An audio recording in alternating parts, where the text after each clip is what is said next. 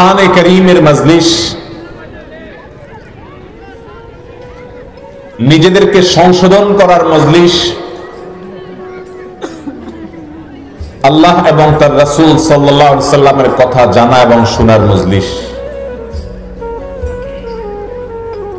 আল্লাহ তাআলা যখন কাউকে ভালোবাসেন তাকে ইসলামের দিকে মনটা ঝুঁকায় দেন, দ্বীন সম্পর্কিত বুঝ এবং নলেজ দান করেন।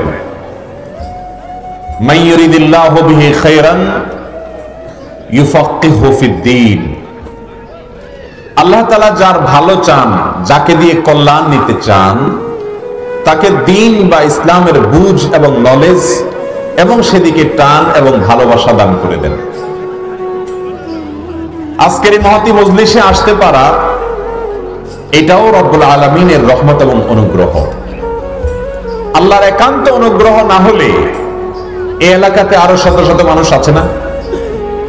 আমাদের চেয়ারম্যান সাহেব যে কথাগুলো বললেন, অনেক মানুষ আছে প্যান্ডেলের বাইরে চা দোকানে আড্ডা মারছেন, বুট বাদাম খাচ্ছেন এবং রাস্তায় ঘোরাফেরা করছেন, আছে না নাই?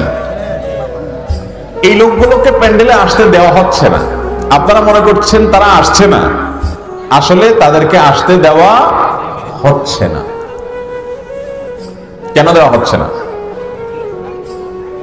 আল্লাহ সুবহানাহু ওয়া তাআলার পক্ষ থেকে তাদের জন্য হয়তো এখনো রহমতের ফয়সালা হয় নাই।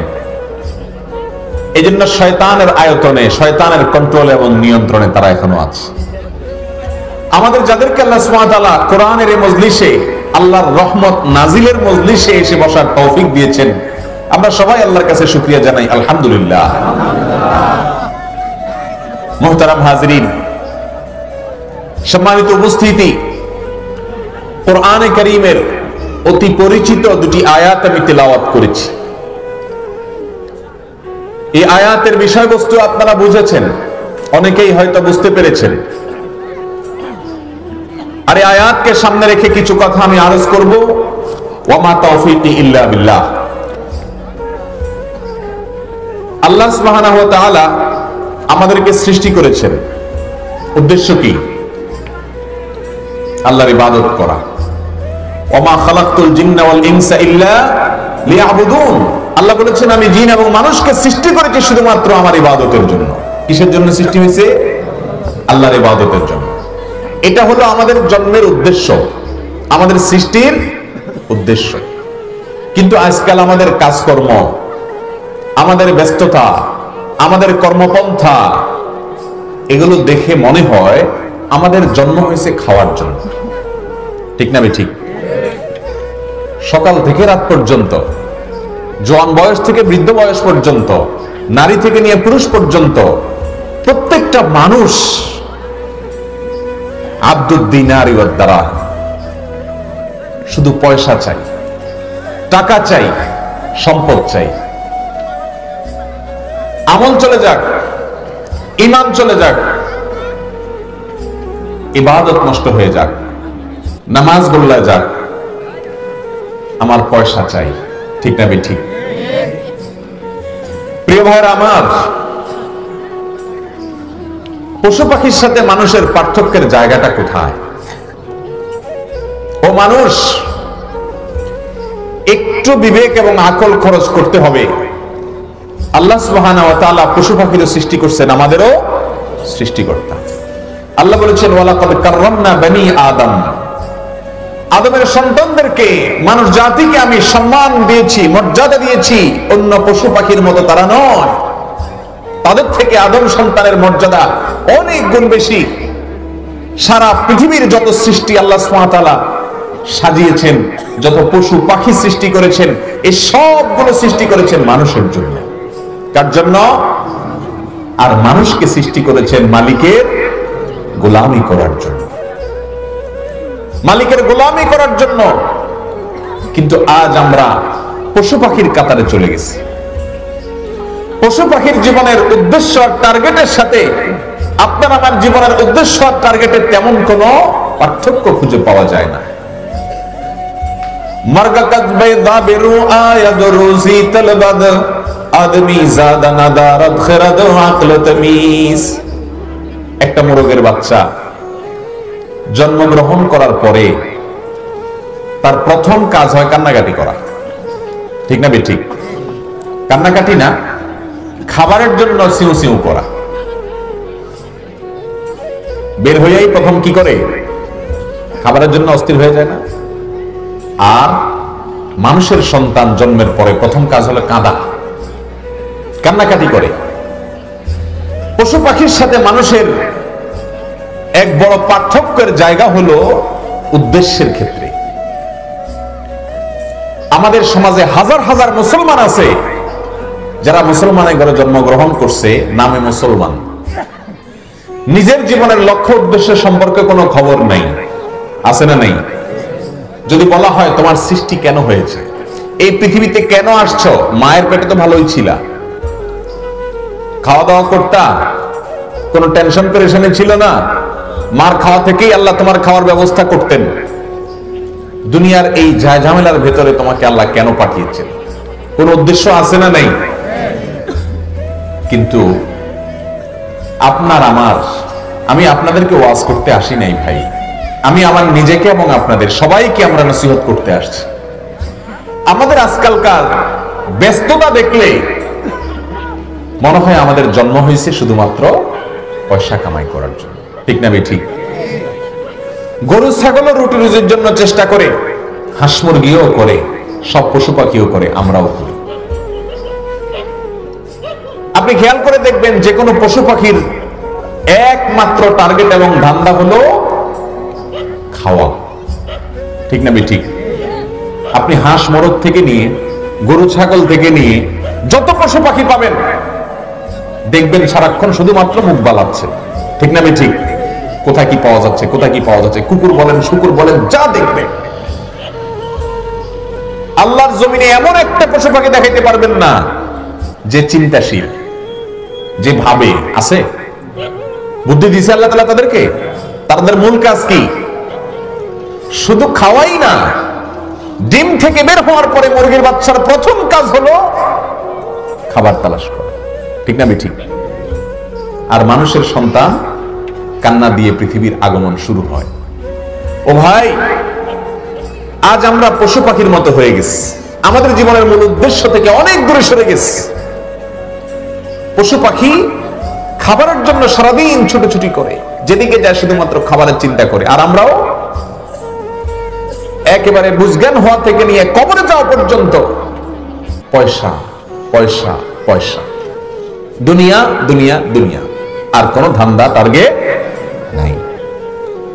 এই জন্য আল্লাহ সুবহানাহু ওয়া তাআলা বলেছেন, প্রিয় ভাইরা আমার, জিন এবং মানুষদেরকে দিয়ে যারা জীবনের লক্ষ্য এবং টার্গেট ভুলে গেছে, ভুলা তো পরের কথা জানেই না।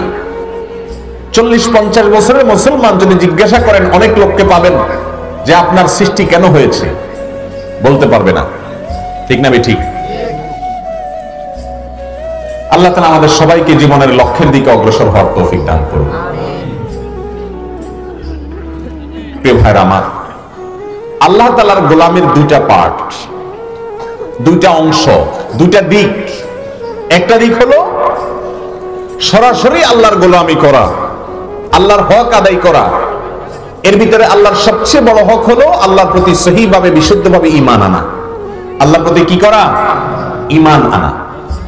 আমরা সবাই মুসলমান, কিন্তু আমাদের ইসলামে একটু ভেজাল আছে। বলবো না, আপনারা নাখোশ হবেন। আবার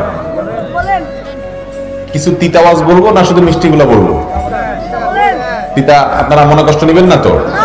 আচ্ছা, তাহলে কিছু তিতা কথা বলবো, রাজি আছেন? কিন্তু আমরা সবাই তো মুসলমান এখানে, না? কোনো অমুসলমান তো নাই। মুসলমান দুই প্রকার। মুসলমান কয় প্রকার ভাই? দুই প্রকার। এক প্রকারের মুসলমান হলো মুসলমান বাই চান্স। মুসলমান বাই চান্স মানে কি? বাই চান্স মুসলমান হয়ে গেছে, বইলা কইয়া মুসলমান হয়নি। মুসলমান এখানে জন্মগ্রহণ করছে, সেজন্য কি হয়ে গেছে? যদি হিন্দুর ঘরে জন্মগ্রহণ করতাম তাহলে হয়তো হিন্দু হইতাম, ঠিক না ঠিক? অন্য ধর্মের ভাইদের ঘরে জন্মগ্রহণ করলে বা অন্য ধর্মের মানুষের ঘরে জন্মগ্রহণ করলে তার ধর্ম অনুসরণ করতাম। আমরা মুসলমান হয়েছি, এটা হলো বাই চান্স মুসলমান লেগে গেছে, বাপ মা মুসলমান, এই ঘরে আসছি, সেজন্য আমিও কি মুসলমান। আরেক প্রকারের মুসলমান আছে, মুসলমান বাই চয়েস। মুসলমান বাই মানে কি? বুঝা শুনা মুসলমান, আন্ধাধুন্ধা মুসলমান না। ইসলামকে জানছে, বুঝছে, তারপরে কালিমায়ে শাহাদা পাঠ করে ইসলাম গ্রহণ করছে, এটাকে বলা হয় মুসলমান বাই চয়েস। বুঝা শুনা পছন্দ করে তারপরে ইসলাম গ্রহণ করছে। আমরা সবাই হলাম মুসলমান বাই চান্স, ঠিক না ঠিক? আর সাহাবায়ে কেরাম রাদিয়াল্লাহু তাআলা আজমাইন, আমাদের প্রিয় নবী মুহাম্মদ মুস্তাফা সাল্লাল্লাহু আলাইহি সাল্লামের হাতে গড়া শিষ্য যারা ছিলেন, আম্বিয়া আলাইহিমুস সালাতু ওয়াস সালামের পরে আল্লাহর জমিনের শ্রেষ্ঠ মানুষ যারা ছিলেন, সেই সোনার মানুষগুলো সাহাবীরা যারা আমাদের পূর্বসূরি, তারা মুসলমান বাই চয়েস ছিলেন। মুসলমান বাই ইসলাম বুঝছেন, শিখছেন, তারপর ইসলাম গ্রহণ করছেন। বেশিরভাগ বা প্রায় সকল সাহাবী হলেন মুসলমান বাই চয়েস, পছন্দ করে তারপর মুসলমান হয়েছে, ঠিক না ঠিক? মুসলমান বাই চান্স আমরা, আর সাহাবীরা মুসলমান বাই চয়েস। পার্থক্য কি? পার্থক্য আছে না নাই? এই পার্থক্য বোঝার জন্য আরেকটা উপমা বুঝতে হবে। পয়সাওয়ালা বড় লোক দুই প্রকার। পয়সাওয়ালা মানুষ কয় প্রকার? এক প্রকারের পয়সাওয়ালা হলো বাপ পয়সাওয়ালা, বাপ জমিদার ছিল, ওয়ারিশ সূত্রে সেও বড় লোক হয়ে গেছে বাপের সম্পত্তি পায়া। আছে না নাই এরকম? এটা হলো আমাদের মতো মুসলমান বাই চান্সের মতো, বড় লোক বাই চান্স। কথা বুঝছেন না বুঝেন নাই? আরেক প্রকারের বড় লোক আছে, যেই বড় লোক বাপের সম্পদ দিয়া বড় লোক হয়নি, নিজের পরিশ্রম দিয়া মাথার ঘাম পায়ে ফেলাইয়া কষ্ট করে একটু একটু করে বড় লোক হয়েছে। আছে না নাই? প্রথম শ্রেণীর বড় লোক আর দ্বিতীয় শ্রেণীর বড় লোকের মধ্যে পার্থক্য হলো, যারা বাপের ঘরে জন্ম নিয়া বড় লোকের ঘরে জন্ম নিয়া বড় লোক হয়েছে বিনা কষ্টে বিনা পরিশ্রমে, তাদের কাছে পয়সা কড়ির মায়া থাকে না, ঠিক না ঠিক? পয়সার মূল্য তারা বুঝতে, আর যারা কষ্ট করে পয়সা কামাই করে তারা পয়সার মূল্য ঠিকই বুঝে। এই জন্য বাই চান্স বড়লোক বেশি দিন বড়লোক থাকে না, কিন্তু বাই চয়েস বড়লোক, কষ্ট করে বড়লোক কিন্তু অনেক দিন তার সম্পদটা ধরে রাখতে পারে, ঠিক না ঠিক? প্রিয় ভাইরা আমার, আমাদের মুসলমানদের অবস্থা যেরকম, আমরা মুসলমান বাই চান্স হওয়ার কারণে ইসলামের এই বিশাল বড় নেয়ামতের কদর এবং মূল্য আমাদের কাছে নাই। এই জন্য আমরা নিজেদের জীবনের উদ্দেশ্য এবং লক্ষ্য সম্পর্কেও ওয়াকিফাল নই, জানি না। আল্লাহ তাআলা আমাদের সবাইকে ইসলাম বুঝার তৌফিক দান করুন। প্রিয় ভাইরা আমার, তো বলছিলাম আমাদের জীবনের মূল উদ্দেশ্য ভাই আল্লাহর ইবাদত করা। এই দুনিয়া ভোগের কোনো জায়গা না, এটা হলো স্যাম্পল। এখানকার যত সুখ আছে এগুলো জান্নাতের নেয়ামতের স্যাম্পল, আর এখানকার যত দুঃখ আছে এগুলো জাহান্নামের শাস্তির স্যাম্পল। কথা কি বুঝতে পারছেন? এই জিন্দেগিতে আল্লাহ সুবহানাহু ওয়া তাআলা তার গোলামি করার জন্য আমাদেরকে দুটি পদ্ধতি বলে দিয়েছেন। দুটি পদ্ধতি নয়, বরং দুটি পার্ট করে দিয়েছেন। একটা হলো হুকুকুল্লাহ, আল্লাহর যত হক আছে সেগুলো আদায় করা, আর দ্বিতীয়টা হলো হুকুকুল ইবাদ, মানুষের যত হক আছে সেগুলো আদায় করা। এই দুই ধরনের হক এবং অধিকার যদি কেউ আদায় করে দিতে পারে তাহলে সে মুসলমান হয়ে গেল। কথা কি বুঝতে পারছেন? আল্লাহর সবচেয়ে বড় হক হলো তার প্রতি ঈমান আনা। তার প্রতি কি করা? ঈমান আনা। আমরা সবাই ঈমান আনছি আল্লাহর প্রতি? ঈমান আনছেন। আচ্ছা, ঈমান তো সে ছোটবেলায় মক্তবে কালিমায়ে তাইয়্যিবা লা ইলাহা ইল্লাল্লাহ মুহাম্মাদুর রাসূলুল্লাহ বলে ঈমান আনছেন। এরপরে এ পর্যন্ত আর ঈমানটা আছে না চলে গেছে কোন খোঁজ খবর নিছেন? আমি কি বুঝাতে পারতেছি আপনাদেরকে? ঈমান তো ছোটবেলায় আনছেন, আর এই পর্যন্ত যার যে বয়স আছে এখন, এই পর্যন্ত আসতে আসতে ঈমানটা কি ছোটবেলায় আনছেন যে ওই ঈমান কি আছে না চলে চলে গেছে? খোঁজ খবর আছে আমাদের কোনো? নাই। বলে আপনি কিভাবে বুঝলেন, খোঁজ খবর নাই? আমি তাহলে প্রশ্ন করি, আপনাদের এই এলাকার মানুষ অজু করলে অজু ভাঙে না ভাঙে না? অজু ভাঙার কারণ আপনারা জানেন না? পেশাব পায়খানা করলে অজু ভাঙে না? ছোট ছোট বাচ্চারাও জানে না? জানে। গোসল ফরজ হওয়ার কারণ জানা আছে না? গোসলও তো ভাঙে। নামাজ পড়া অবস্থায় আপনি হাঁটা শুরু করলেন, কথাবার্তা শুরু করলেন, নামাজ ভাঙবে না? রোজা রেখা খাওয়া দাওয়া শুরু করে দিবেন ইচ্ছাকৃত, রোজা ভাঙবে না? বোঝা গেল সমস্ত ইবাদত বন্দিগি এটা ভাঙে আবার গড়ে। তো ঈমান এটা কি ভাঙে নাকি ভাঙে না? ভাঙে। অজু ভঙ্গের কারণ, গোসল ভঙ্গের কারণ, নামাজ ভঙ্গের কারণ, রোজা ভঙ্গের কারণ আপনারা জানেন, সবাই বাচ্চারাও জানে মাশাআল্লাহ। সব কারণ না জানেন, দু চারটা হলেও জানেন। একটা কারণও জানেন এমন কোন মানুষ আছেন এখানে? এবার আমি যদি প্রশ্ন করি ঈমান ভঙ্গের কারণ কি কি, কয়টা, এটা বলতে পারবেন কে কে? হাত তোলেন। একটা হাত উঠছে হিম্মত করে। তুমিও বলতে পারবা? তুমি না বুঝে হাত তুলছো। আমার কথা কি আপনারা বুঝতেছেন? ঈমান ভাঙার কারণ আছে না নাই? আমরা বেশিরভাগ মানুষ মনে করি ঈমানটা হলো লোহার চাইতেও শক্ত একটা জিনিস। যত আকাম কুকাম করি, যত যাই বলি না বলি, যতই যাই বিশ্বাস করি না করি, ঈমান মনে হয় আর ভাঙে টাঙে না। আসলে কি তাই? ঈমান ভাঙে না? তো ঈমান যদি ভাঙে তাহলে ভাঙার কারণগুলো বলেন। আপনি যদি না জানেন কোন কোন কারণে ঈমান ভাঙে, তাহলে আপনার ঈমান আছে না নাই এটা যাচাই করার কোনো সুযোগ থাকবে? শীতকালে আসরের রোজু দিয়ে আমরা এশা চালাই বেশিরভাগ লোক, ঠিক না বেঠিক? আসরের রোজু দিয়া এশা চালাই। মাগরিবের পরে পেশাবের বেগ আসলেও চাপা চুপা ধরে রাখি, ঠিক না বেঠিক? বায়ুর বেগ আছে কিন্তু ছাড়ে না। কেন? কারণ এই ঠান্ডার মধ্যে আবার উজু করা লাগবে, এই জন্য ধরে ধরে কোন রকম এশাটা করতে পারলে এরপরে যায় আবার রিল্যাক্সের সাথে ছেড়ে দেয়, ঠিক না বেঠিক? এই রোগ আমাদের মধ্যে আছে না নাই? একটা খারাপ জিনিস। ভালো জিনিস না খারাপ জিনিস? কেন খারাপ জিনিস? আপনি স্বাস্থ্যের জন্য তো খারাপ, ঈমানের জন্যও খারাপ। আপনি শ্বশুর বাড়ি যাওয়ার সময় কি পেশাব পায়খানা বেগ নিয়ে যাবেন? যাবে? বাসর ঘরে যাওয়ার সময় পেশাব পায়খানা বেগ নিয়ে কেউ যাবে? একদম ফ্রেশ হইয়া, যায় ঝামেলা সব থেকে বাইসা, পারলে মোবাইলটা বন্ধ করে থুইয়া তারপরে যাবে, ঠিক না বেঠিক? কোন এমপির সাথে, মন্ত্রীর সাথে, দুনিয়ার কোন পদস্থ ব্যক্তির সাথে দেখা করতে গেলে পেশাব পায়খানার বেগ আছে আটকায়া হুলস্থুল অবস্থায় যাবে কেউ? যাবে না। কিন্তু আহকামুল হাকিমিন, রব্বুল আলামিনের কাছে দাঁড়াচ্ছি, অথচ আমার ওযুর বেগ আছে, ওযু ছুটবে, পেশাবের বেগ আছে, পায়খানার বেগ আছে, বায়ুর বেগ আছে, ওই চাপাচাপি করে আমি ধরে নিয়ে তারপর দাঁড়াই। কোন রকম নামাজটা একটা বোঝা শেষ করতে পারলে এবার আরামসে ছেড়ে দেই, ঠিক না বেঠিক? শরীর যেরকম নষ্ট হয়, ঈমানটাও ক্ষতিগ্রস্ত হয়।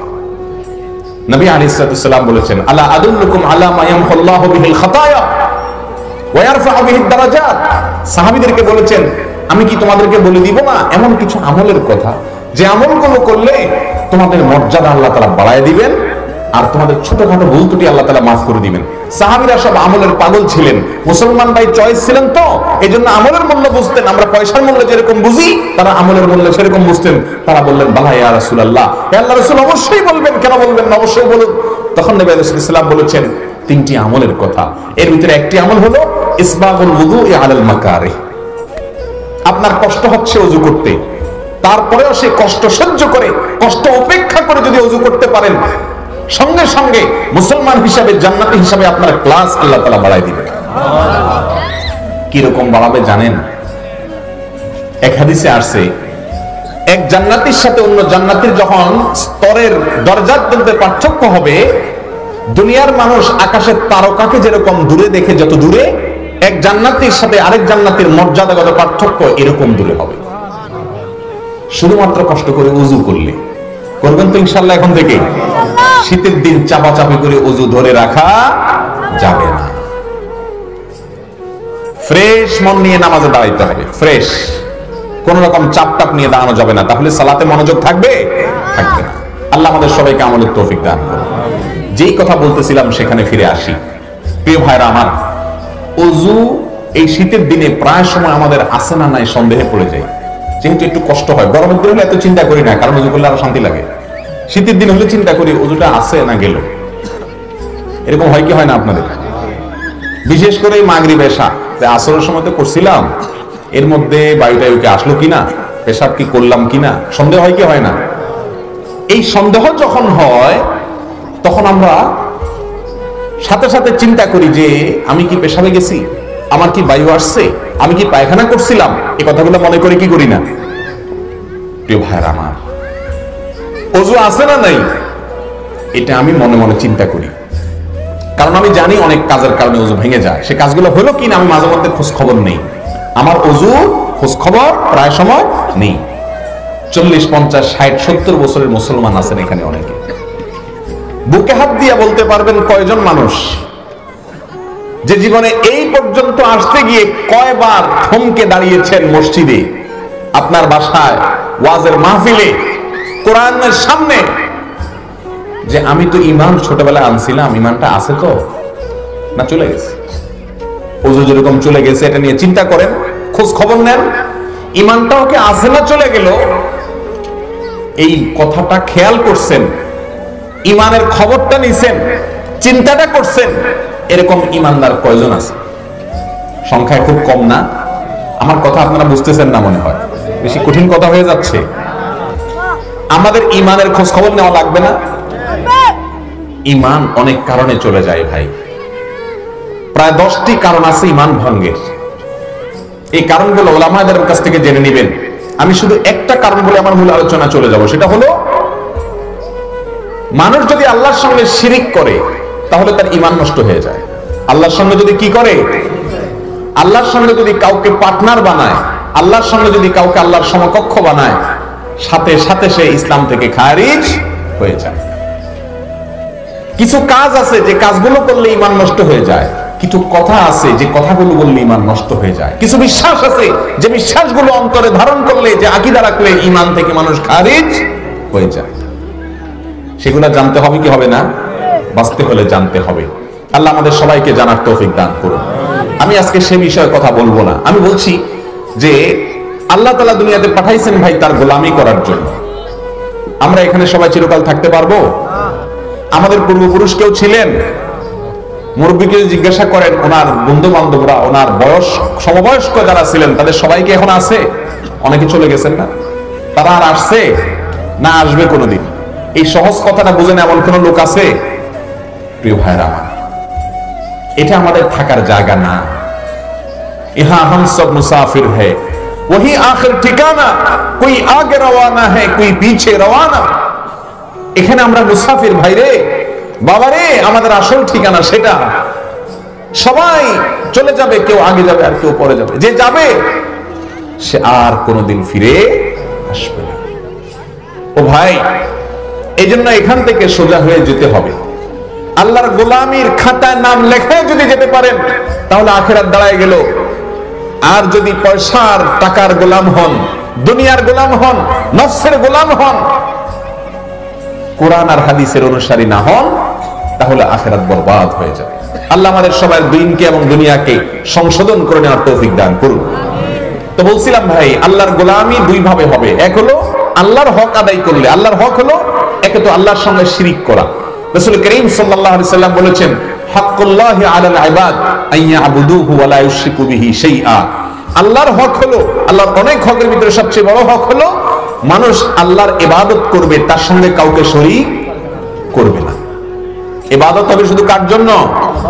আল্লাহর জন্য। তার সঙ্গে আর কাউকে শরীক করা যাবে না।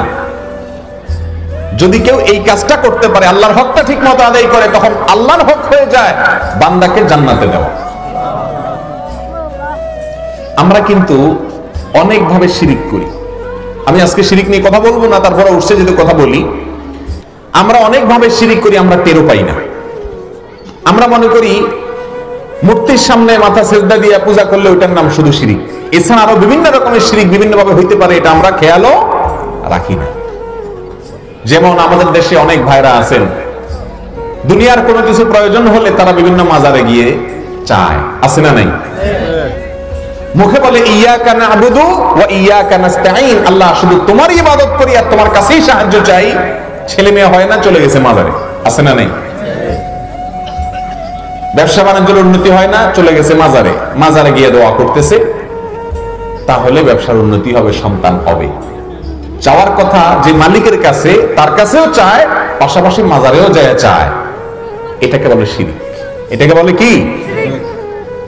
এরকম অগণিত ধরনের শিরক আমাদের মধ্যে আছে। কথার দ্বারা কিছু শিরক আমরা করি, কথার ভুল আমরা খেয়ালও করি না। যেমন আমরা অনেকে মুখে আল্লাহ ছাড়া অন্য কারোর নামে শপথ করি কি করি না? মায়ের কসম, বাবার কসম, মাথা সুইয়া, আরো কত কিছু সুইয়া কসম করে কি করে না? মানুষ শপথ করে না? রাসূল করিম সাল্লাল্লাহু আলাইহি ওয়াসাল্লাম স্পষ্ট ভাবে বলেছেন, মান আরাদা আন ইয়াহলিফা ফালইয়াহলিফ বিল্লাহ আও লিয়াসমুত। যদি কেউ কসম করতে চায়, সে শুধু আল্লাহর নামে করবে, আর না হলে চুপ থাকবে, অন্য কারোর নামে যেন কসম না করে। এটাও এক প্রকারের শিরক, যদি এটা বড় শিরক না, এটা ছোট শিরক, এর ফলে মানুষ বেঈমান হবে না, কিন্তু এটাও শিরক। এরকম আরো বহু প্রকারের শিরক আছে আমাদের সমাজে, আমি সেদিকে যাচ্ছি না। এই শিরক সম্পর্কে জানতে হবে, তাহলে আমাদের ঈমানগুলোকে আমরা বাঁচাতে পারবো। এমন একটা সময় আছেন ভাইরা আমার, যে সময় সম্পর্কে রাসূল সাল্লাল্লাহু আলাইহি ওয়াসাল্লাম বলেছেন, ইউসবিহুর রাজুলু মুমিনান ওয়া ইউমসি কাফিরা। সকালে মানুষ ঈমানদার থাকবে, বিকালে বেঈমান হয়ে যাবে। সকালে মানুষ ঈমানদার থাকবে, বিকালে কাফের হয়ে যাবে। সে জানবেও না কোন কথায়, তার কোন কাজে, তার কোন আকীদার কারণে সে ইসলাম থেকে খারিজ হয়ে গেছে। নিজেকে সে মুসলমান মনে করতেছে, ওয়াজ শুনতেছে, মসজিদে যাচ্ছে, অথচ সে ইসলাম থেকে বের হওয়ার মতো কোনো কথা বলে ফেলেছে, কোনো কাজ করে ফেলেছে, কোনো বিশ্বাস লালন করে ফেলেছে। এগুলোর ফলে সে ঈমান হারা হয়ে গেছে, কিন্তু তার খবরও নেই। আসেন না এরকম? আল্লাহ তাআলা আমাদের সবাইকে সংশোধন করার তৌফিক দান করুন। তাহলে আল্লাহর ইবাদত করতে হবে ভাই, আর হলো বান্দার হক আদায় করতে হবে। হুকুকুল ইবাদ, বান্দার হক। আল্লাহর পরে, আল্লাহ রাসূল সাল্লাল্লাহু আলাইহি সাল্লামের হকের পরে আল্লাহর জমিনে সবচেয়ে বেশি হক কার? সবাই একমত না, সন্দেহ আছে মনে অনেকের। আল্লাহর হক আদায়ের পরে তার রাসূল সাল্লাল্লাহু আলাইহি সাল্লামের হক, আল্লাহ রাসূল সাল্লাল্লাহু আলাইহি সাল্লামের হক আদায় করার পরে আল্লাহর জমিনে সবচেয়ে বেশি হক কার? মা এবং নাকি বাবা এবং মা? বাবা মার না মা বাবার? বেশ কম আছে না এই দুটোর মধ্যে? আমরা বলতে বেশিরভাগ মানুষ বলি বাবা মা, আসলে হবে কি? মা বাবার। মা আগে না বাবা আগে? মা আগে। আল্লাহ নবী সাল্লাল্লাহু আলাইহি সাল্লামের কাছে 3টা পুরস্কার ছিল, 4টা। একটা ছিল গোল্ড মেডেল, আরেকটা ছিল রূপার মেডেল, আরেকটা ছিল সিলভারের মেডেল, আরেকটা ছিল সান্ত্বনা পুরস্কার। এক সাহাবী জিজ্ঞাসা করছেন, ইয়া রাসূলুল্লাহ, মান আবার, আমি কার সাথে বেশি ভালো আচরণ করব আমার মা বাবার মধ্যে? নবী সাল্লাল্লাহু আলাইহি ওয়াসাল্লাম বলছেন, উম্মাত, তোমার মার সাথে। গোল্ড মেডেল পেয়ে গেছে মা। এরপরে বলছেন সুম্মা, এরপরে ইয়া রাসূলুল্লাহ বলেন উম্মাত, তোমার মা। তাহলে রূপারটাও পেয়ে গেছে কে? মা। এরপরে বলতেছে যে ইয়া রাসূলুল্লাহ, এরপরে বলেন যে তারপরে তোমার মা। তাহলে 3টা পুরস্কার কে পাইছে? তারপরে আবার সাহাবী যখন জিজ্ঞাসা করছে, এরপরে বলছেন এরপরে তোমার বাবা, মানে সান্ত্বনাটা পাইছে বাবা। তাহলে অধিকার মায়ের বেশি না বাবার বেশি? মায়ের বেশি। প্রিয় ভাইরা আমার, এই দুনিয়াতে আসার জন্য যে মা বাবার ভূমিকা সবচাইতে বেশি, এর মধ্যে কষ্টটা পরিমাণে সবচাইতে বেশি করছেন মা। হামালাতহু উম্মুহু কুরহা ওয়া ওয়াদাআতহু কুরহা। কষ্ট করে ধারণ করেছেন গর্ভে, কষ্ট করে দুনিয়াতে আসার জন্য ভূমিষ্ঠ করেছেন, এবং কষ্ট করে দুধ দান করেছেন। এই কষ্টগুলোর সাথে পৃথিবীর কোন মানুষ আপনার জন্য যদি কষ্ট করে, তার কারোর কোন কষ্টের সাথে মায়ের কষ্টের কোনো তুলনা হতে পারে না। মায়ের পরে যদি আল্লাহর জমিনে আপনার প্রতি কারোর অবদান বেশি থাকে আল্লাহ এবং তার রাসূলের পরে, তাহলে সবচেয়ে বেশি অবদান হলো আপনার বাবা। ঠিক না বেঠিক? এই জন্য আল্লাহ সুবহানাহু ওয়া তাআলা কোরআনে কারীমে যত জায়গায় তার নিজের হকের কথা বলেছেন, আল্লাহর ইবাদত করা, আল্লাহর সঙ্গে কাউকে শরীক না করা, আল্লাহ তাআলা শিরক পছন্দ করেন না, শিরক মুক্ত ইবাদত করার নির্দেশ যত জায়গায় করেছেন, তার বেশিরভাগ বা অনেক জায়গায় আল্লাহ তাআলা আল্লাহর ইবাদতের পাশাপাশি বলেছেন মা বাবার সাথে সদ্ব্যবহার করা। মা বাবার সাথে আল্লাহ বলেছেন, ওয়া কাযা রাব্বুকা আল্লা তা'বুদু ইল্লা ইয়্যাহ। ও মানুষ, তোমার রব ফয়সালা করে দিয়েছেন, বিচার করে দিয়েছেন, ফরমান জারি করেছেন, আল্লাহ তা'বুদু ইল্লা ইয়্যাহ, যে তোমরা শুধুমাত্র আল্লাহর ইবাদত করবে, আর কারোর ইবাদত করবে না, অন্য কারোর সিজদা করবে না, না কোনো মাজারে না কোনো মানুষকে। ইবাদত হবে শুধুমাত্র কার? আল্লাহ। ওয়া বিল ওয়ালিদাইনি ইহসানা, আল্লাহর ইবাদতের পরে আল্লাহ বলেছেন মা বাবার সাথে সদাচরণ করবে। আল্লাহর ইবাদতের পরপরই আল্লাহ তাআলা যাদের কথা বলেছেন তারা হলেন কারা? মা এবং বাবা। কোরআনে কারীমে বহু জায়গায় আল্লাহ তাআলা এমনটি বলেছেন। অন্য আয়াতে আল্লাহ বলেছেন ওয়াবুদুল্লাহ ওয়া লা তুশরিকু বিহি শাইআ ওয়া বিল ওয়ালিদাইনি ইহসানা, একই কথা। আল্লাহর ইবাদত করো, আল্লাহর সঙ্গে শিরিক করিও না, আর মা বাবার সাথে সদাচরণ করো। আল্লাহ নিজের হক বলার পরেই মা বাবার হকের কথা বলেছেন। তাহলে বোঝা গেল আল্লাহর হকের পরে, আল্লাহ রাসূল সাল্লাল্লাহু আলাইহি ওয়াসাল্লামের হকের পরে মা বাবার চাইতে বড় কোনো হক কারোর হতে, বউয়ের হক মা বাবার চাইতে বেশি না কম? আওয়াজ আসতে দেখি। শ্বশুর ভাইয়ের হক, আওয়াজ একটু আস্তে আস্তে আসতেছে। বাসা গেলে মাইদুর খাওয়ার ভয় আছে, এই জন্য হক কথা মুখ দিয়ে বাইরে হইতেছে না।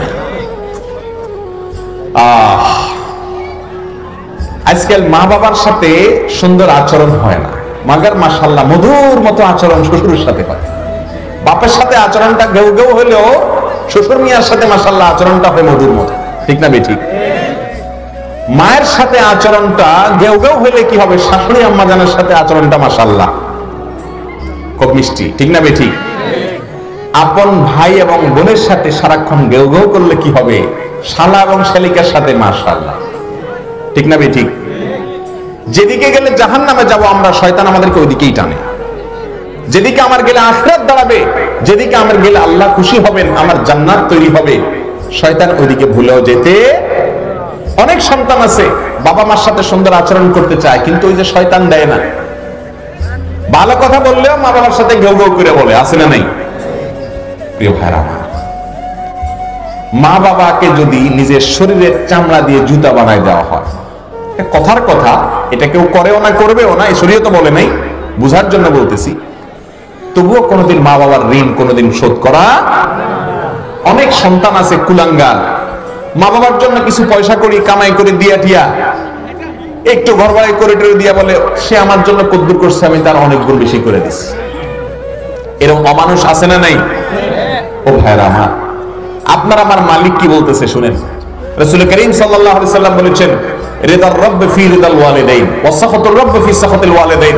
আপনার প্রতি আপনার আল্লাহ সন্তুষ্ট কিনা মাপার জন্য একটা মিটার আছে। বলবো মিটারটা?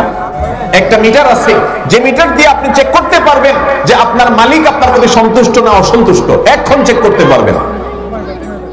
কি সেটা?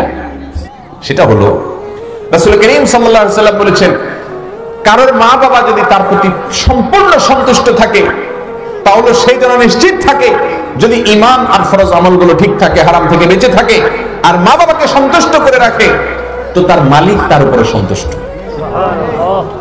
আর যদি কেউ তার মা বাবাকে অসন্তুষ্ট করে, সে যদি নামাজ কালামও পড়ে, সে যদি রোজাও রাখে, সে যদি দাড়িও রাখে, সে যদি আলেমও হয়, সে যদি বড় কোনো ব্যক্তিও হয়, অন্য সব দিক তার ভালো, কিন্তু তার মা বাবা তার উপরে অসন্তুষ্ট, সে যেন নিশ্চিত জেনে রাখে তার রব তার প্রতি অসন্তুষ্ট আছে। কথা কি বুঝাইতে পারছি ভাইরা?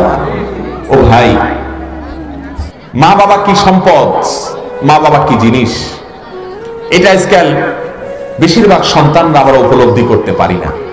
বিশেষ করে যখন সাংসারিক জীবন শুরু হয়, যখন স্ত্রী ঘরে চলে আসেন, নিশ্চয়ই স্ত্রীর অনেক অধিকার আছে, স্ত্রীর অনেক হক আছে, সেগুলো আপনি আদায় করবেন, কিন্তু আপনার মা বাবার কোনো হক নষ্ট করে স্ত্রী কেন, আল্লাহর জমিনে কারোর কোনো হককে প্রাধান্য দেওয়ার কোনো সুযোগ নাই। কিন্তু বুঝতে হবে মা বাবার হক কি। অনেকে আবার মা বাবার হক দিতে গিয়া স্ত্রীর হক নষ্ট করে, অনেক আবার মা বাবার হক দিতে গিয়া অন্যদের হক নষ্ট করেন, সেটাও করা যাবে না। এই জন্য জানতে হবে মা বাবার হক গুলা কি। মা বাবার এক নম্বরের হক হলো তাদের নির্দেশ মানতে হবে, তাদের নির্দেশ মানতে হবে। আল্লাহর নির্দেশ মানা যেরকম ফরজ, আল্লাহ রাসূল সাল্লাল্লাহু আলাইহি সাল্লামের নির্দেশ মানা যেরকম ফরজ, মা বাবার নির্দেশ মানাটাও ফরজ নাকি সুন্নাত? আমার কথা কি বুঝছেন আপনারা? মা বাবা যদি কোনো কাজ আপনাকে করতে বলেন, আপনার যদি সাধ্যে থাকে সেই কাজটা করা, মা বাবার যদি কোনো নির্দেশ জুলুমের নির্দেশ না হয়, অন্যায় নির্দেশ না করে, তাহলে সেই নির্দেশ সে আদেশ পালন করা সন্তানের জন্য ফরজ। কথা কি বুঝে আসছে? এই ফরজ নির্দেশ পালন করতে হবে। প্রিয় ভাইরা আমার, এটা হলো তাদের 1 নম্বরের হক।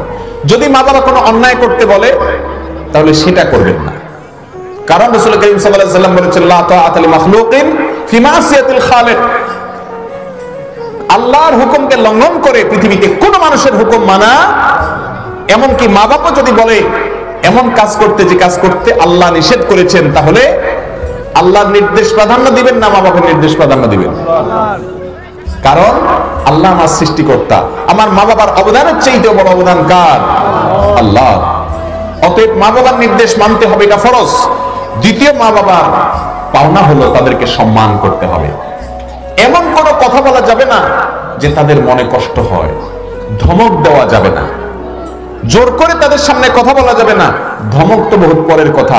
আব্দুল্লাহ ইবনে আব্বাস রাদিয়াল্লাহু তাআলা আনহু এই কোরআনের সবচেয়ে বড় ব্যাখ্যাতা, রাইসুল মুফাসসিরিন, রাসূল করিম সাল্লাল্লাহু আলাইহি সাল্লামের প্রিয় ছোট সাহাবী, আদরের চাচাতো ভাই, তিনি বলেছেন যে কেউ যদি নিজের বাবার সামনে জামা ঝাড়া দেয়, ধুলাবালি পরিষ্কারের জন্য জামা ঝাড়াই না অনেক সময় আমরা, বাবা পাশে বসে আছে যদি জামা ঝাড়া দেয়, তাহলে এই মা বাবার কুলাঙ্গার সন্তান, সেও বিরুল ওয়ালিদাইন করলো না, সে মা বাবার প্রতি সদাচরণ করলো না, এই কাজের কারণে গুনাহগার হবে।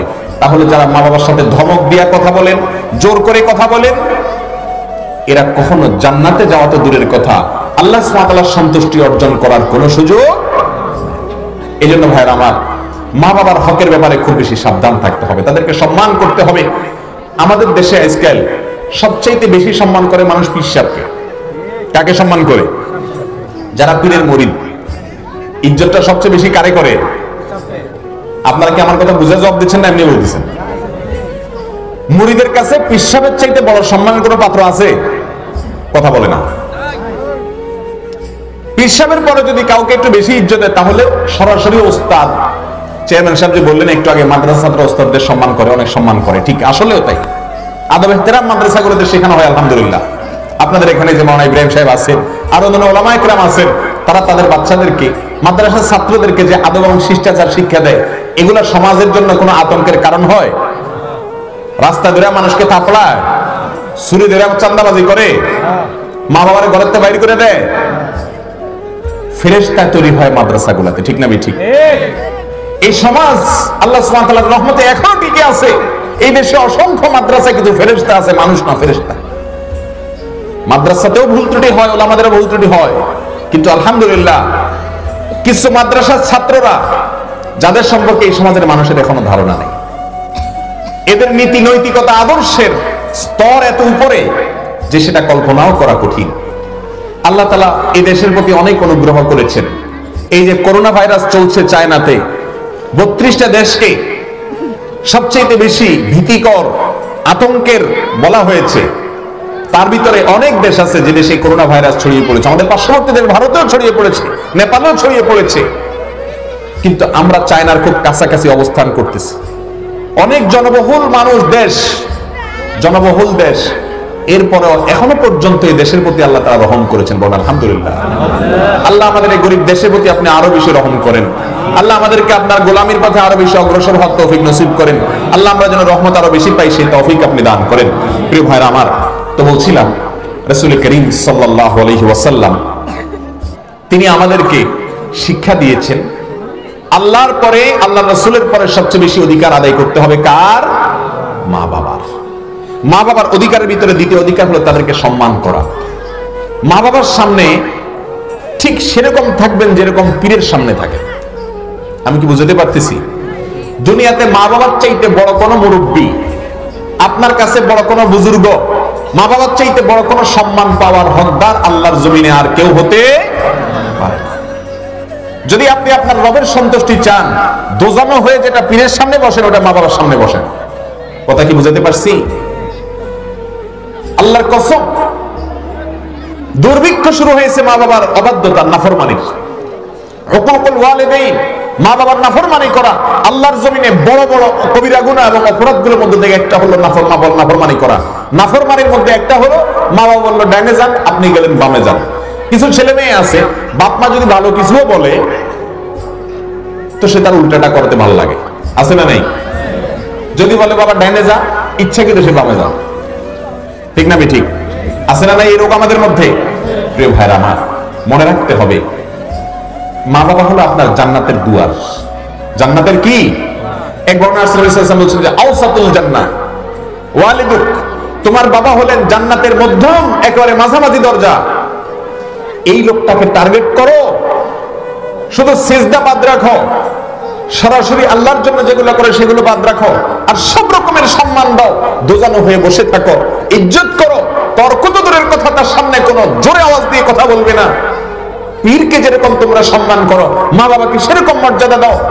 আল্লাহ তাআলার সন্তুষ্টির পথে অর্ধেক অগ্রসর হয়ে যাবে ইনশাআল্লাহ। আল্লাহ আমাদের সবাইকে আমাদের মা বাবার আদর্শ সন্তান হওয়ার তৌফিক দান করুন।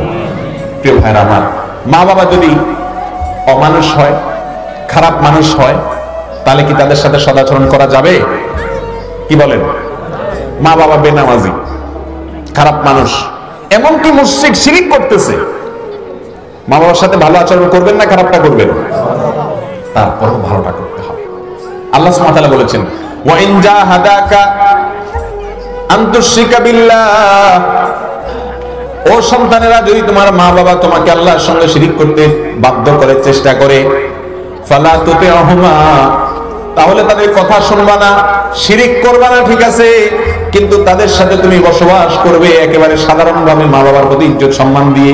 মা বাবা যত খারাপ হোক, সারা পৃথিবীর মানুষের কাছে খারাপ হতে পারে, তোমার জন্মদাতা তোমার বাবা, তোমার কাছে ভালো হতে হবে, তুমি তাকে সম্মান করতে হবে, ইজ্জত দিতে হবে, কদর করতে হবে, বীর করতে হবে, ইহসান করতে হবে, সদাচরণ করতে হবে, নরম আচরণ করতে হবে, সত্য কথা বলা যাবে না, ধমক দেওয়া যাবে না, জোরে কথা বলা যাবে না, কোনো নির্দেশ লঙ্ঘন করা যাবে না, তাকে খুব ইজ্জত করতে হবে। আল্লাহ আমাদের সবাইকে তৌফিক দান করুন। প্রিয় ভাইরা আমার, মা বাবার তৃতীয় হক এবং অধিকার হলো তাদের জন্য খরচ করা। তাদের যদি টাকা পয়সার টানাটানি থাকে, অভাব থাকে, আর আল্লাহ আপনাকে তৌফিক দেন, তাহলে আনতা ওয়া মালুকা লিআবিক, বিশ্বনবী বলেছেন তুমি এবং তোমার সন্তান সম্পদ এই সবগুলো তোমার বাবার অধিকার, তোমার মায়ের অধিকার, অতএব বাবা মাকে সেগুলো দিতে হবে। অনেক সন্তানরা আছে মা বাবাকে দেয়, নিজে থাকে মাশাআল্লাহ টাইলস মুজাকালা বাসায় শহরে ঢাকায়, আর মা বাবারে গ্রামে রাখে, মাসে 5,000 10,000 দিয়ে থুইয়া দেয়, আছে না নেই? যেই মা বাবা মা নিজে পেশাবের কাঁথার উপরে শুয়ে, ভিজা অংশে শুয়ে সন্তানকে শুকনো অংশে শুয়াইছেন, আর সেই কুলাঙ্গার সন্তান এখন বড় হওয়ার পরে নিজে ঢাকায় থাকে আর মাকে গ্রামে ফেলায় রাখে, আছে না নেই? বাপকে গ্রামে ফেলায় রাখে। এটা কি নিমক হালাল না নিমক হারাম? নিমক হারাম কখনো আল্লাহর প্রিয় বান্দা হওয়ার কোন সুযোগ নাই। আল্লাহ আমাকে আপনাদের সবাইকে মা বাবার অনুগত সন্তান হওয়ার তৌফিক দান করুন। বিররুল ওয়ালিদাইনের যে ফরজ বিধান আছে, নামাজ রোজার মতো একটা ফরজ, সেই ফরজটা আল্লাহ তাআলা আদায় করার তৌফিক দান করুন। প্রিয় ভাইরা আমার, 4 নম্বর মা বাবার অধিকার হলো মা বাবার রক্ত সম্পর্কীয় আত্মীয় যারা আছে তাদের সাথে সুসম্পর্ক রাখতে হবে। রক্ত সম্পর্কীয় আত্মীয় যারা আছে তাদের সাথে কি রাখতে হবে? সম্পর্ক। আত্মীয় স্বজনের সাথে সম্পর্ক রক্ষা করাও একটা ফরজ, আমরা এটাকে ফরজ হিসাবে জানি না। রক্ত সম্পর্কীয় আত্মীয় যারা আছে এদের সাথে সুসম্পর্ক রক্ষা করা কি ফরজ। রক্ত সম্পর্কীয় আত্মীয়ের আবার সিরিয়াল আছে, কি আছে? রক্ত সম্পর্কীয় আত্মীয়ের মধ্যে আপনার শরীরে সবচেয়ে বেশি সরাসরি আপনার সাথে রক্তের সম্পর্ক আপনার বাপের, এখানে আবার বাপের দিককার আত্মীয় যারা আছেন ওনা হলেন আপনার সবচাইতে নিকট আত্মীয়। দ্বিতীয় নম্বরে কারা? মার দিককার। আর তৃতীয় নম্বর থার্ড ক্লাস কোনটা? শ্বশুর বাড়ি। থার্ড ক্লাস কোনটা? শ্বশুর বাড়ি। মহিলারা আছেন হয়তো নাখোশ হয়ে যাবেন, নাখোশ হয়েন না মহিলারা, আপনাদের কথা বলতেছি। একই কথা, পুরুষরা বেশি খুশি হয়েন না যে শ্বশুর বাড়িতে বাস দিয়ে দিছে হুজুরে, এবার আপনি নিজেও বাস খাবেন, কারণ আপনার বউয়ের বেলায় একই কথা প্রযোজ্য। আপনার স্ত্রীর জন্য সবচেয়ে বেশি সদ আচরণের হকদার কে? তার মা বাবা, ঠিক না ভাই? ঠিক। এবার গেছেন ঘুরি, আবার আপনি সারাদিন আপনার মা বাবার চাকরানি বানায় রাখবেন আর তার বাবার খবর নিতে দিবেন না, সেটা হবে না। আপনার মা বাবা আপনার কাছে যেরকম সবচেয়ে বড় আল্লাহ এবং তার রাসূলের পরে হকদার আপনার সদাচরণের, আপনার স্ত্রীরও সবচেয়ে বেশি তার সদাচরণ হকদার কে? তার মা বাবা। অনেক ছেলেরা আছে, অনেকে তো আছে মাশাআল্লাহ শ্বশুর শাশুড়ি শ্বশুরবাড়ি পূজা করে পারলে, এটা তো কিছু লোক আছেই, এদের কথা তো আর বলে লাভ নাই। আবার কিছু আছে নিজের মা বাপেরটা ষোলো আনা, কিন্তু নিজের বউরে বাবার বাড়িতে যাওয়ার সুযোগটাও দিতে রাজি না। ঠিক না? ঠিক। তার মা বাবার প্রতি সদাচরণ তার করতে হবে না? কথা বলছেন কি বুঝেন নেই? আর বেশিরভাগ লোকের অবস্থা হলো বাবার দিককার আত্মীয় যারা আছে এরা হলো থার্ড ক্লাস, মানে শরীয়তের যে সিরিয়াল, 1 নম্বর হলো বাবার দিককার, 2 নম্বর হলো মায়ের দিককার, আর 3 নম্বর এটা আসলে আত্মীয় বলা যায় না, শ্বশুর বাড়ির দিককার, কারণ রক্ত সম্পর্ক না। আর আমাদের কাছে হলো উল্টা, 1 নম্বর হলো শ্বশুর বাড়ি, আর 2 নম্বর হলো মামুর গোষ্ঠী, 3 নম্বর হলো চাচার গোষ্ঠী। ঠিক না ঠিক? এই যুগে বেশিরভাগ ছেলেদের সাথে, বেশিরভাগ সন্তানদের সাথে, মেয়েদের সাথে দেখা যায় মামা এবং খালুদের সাথে মাশাআল্লাহ ভালো মহব্বতের সম্পর্ক থাকে, মাগার চাচা এবং ফুফুর সাথে এত ভালো সম্পর্ক, খালাতো বোন, খালাতো ভাই, চাচা, মামাতো বোন, মামাতো ভাই, তাদের ফোন নাম্বার মোবাইলে সেভ করা থাকে, মাগার চাচাতো ভাই বোন আর ফুফাতো ভাই বোনের খোঁজ খবর, যেটার গুরুত্ব বেশি ওটার খোঁজ খবর। খেয়াল করে দেখবেন কোরআন এবং হাদিস যেটার গুরুত্ব যত বেশি দিছে, শয়তান আমাদের কাছে সেটার গুরুত্ব তত কমায় দিচ্ছে, কারণ শয়তান চায় না আমরা জান্নাতে যাই। ঠিক না ঠিক? এই জন্য জাহান্নামে যাওয়ার জন্য সহজ হয়, এই জন্য সবসময় উল্টা পথে শয়তান আমাদেরকে টানে। প্রিয় ভাইরা আমার, খবরদার, চাচা ফুফু, চাচা তো ভাই বোন, ফুফা তো ভাই বোন, ফুফা তো ভাই বোন অবশ্য সরাসরি নিজের রক্ত না, কিন্তু ফুফু তারা নিজের ব্লাড, এদের সাথে সম্পর্ক রক্ষা করা ফরজ, এটা কোনো নফল কাজ না। অনেক নামাজি লোক আছে নামাজ রোজা করে, কিন্তু আত্মীয় স্বজনের সাথে সম্পর্কটা ভালো নাই, আছে না নাই? সম্পর্ক ছিন্ন করে রাখে।